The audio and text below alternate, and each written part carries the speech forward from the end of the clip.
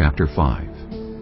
Now when all the Amorite kings west of the Jordan, and all the Canaanite kings along the coast, heard how the Lord had dried up the Jordan before the Israelites until they had crossed over, their hearts melted in fear, and they no longer had the courage to face the Israelites. At that time the Lord said to Joshua, "Make flint knives and circumcise the Israelites again." So Joshua made flint knives and circumcised the Israelites at Gibeath-haaraloth. Now this is why he did so. All those who came out of Egypt, all the men of military age, died in the wilderness on the way after leaving Egypt. All the people that came out had been circumcised, but all the people born in the wilderness during the journey from Egypt had not. The Israelites had moved about in the wilderness 40 years, until all the men who were of military age when they left Egypt had died, since they had not obeyed the Lord. For the Lord had sworn to them that they would not see the land he had solemnly promised their ancestors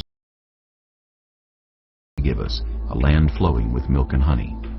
So he raised up their sons in their place, and these were the ones Joshua circumcised.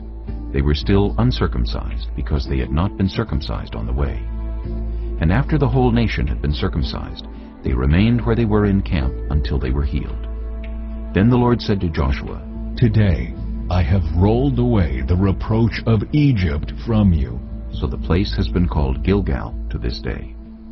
On the evening of the 14th day of the month, while camped at Gilgal on the plains of Jericho, the Israelites celebrated the Passover. The day after the Passover, that very day, they ate some of the produce of the land, unleavened bread and roasted grain. The manna stopped the day after they ate this food from the land. There was no longer any manna for the Israelites, but that year they ate the produce of Canaan. Now when Joshua was near Jericho, he looked up and saw a man standing in front of him with a drawn sword in his hand. Joshua went up to him and asked, "Are you for us or for our enemies?" "Neither," he replied. "but as commander of the army of the Lord, I have now come."